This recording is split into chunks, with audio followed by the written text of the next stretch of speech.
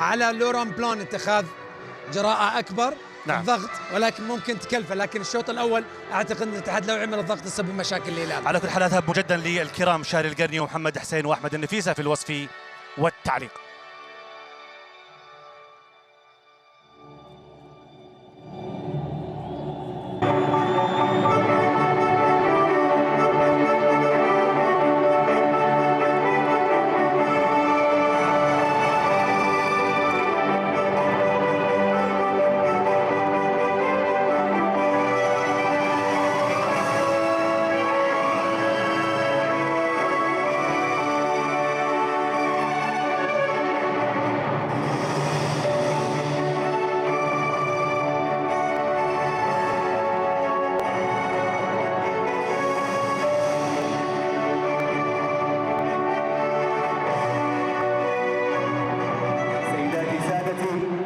نرجو منكم الوقوف للنشيد الوطني السعودي.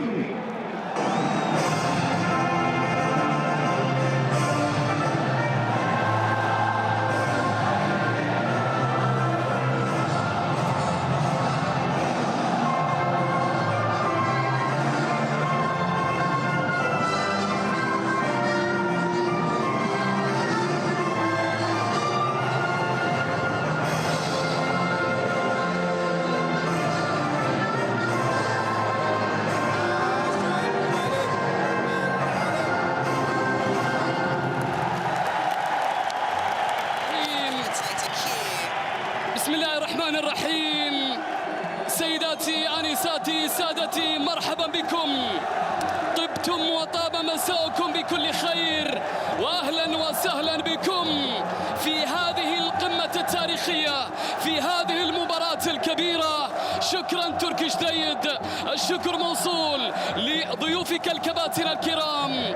مرحبا بكم في ليلة من ليالي الوطن، أهلا بكم في جولة الحلم والتحقيق، في لحظات المملكة التاريخية التي احتضنتنا صغارا حتى كبرنا وأصبحنا نشاهد العالم، وكلنا فخر بهذه البلاد حكومة وشعبا وبقاداتها على مر السنين، بداية بالمؤسس الملك عبد العزيز رحمه الله الذي وحد مناطقها، وبرجالها من بعده الذين نقشوا على جبالها وخدموا مقدساتها وأحبوا أبنائها. كم نحن محظوظين بهذا الوطن المتكاتف بقيادة مولاي خادم الحرمين الشريفين الملك سلمان بن عبد العزيز وولي عهده الأمين سيد الأمير محمد بن سلمان.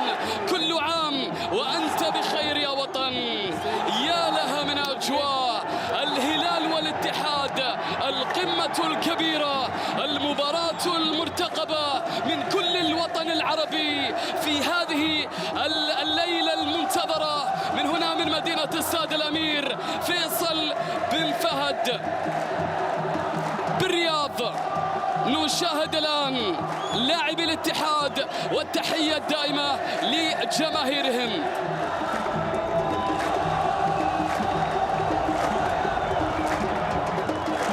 جمهور اتحادي يحضر والجمهور أزرق يتواجد بكثافة في الكلاسيكو.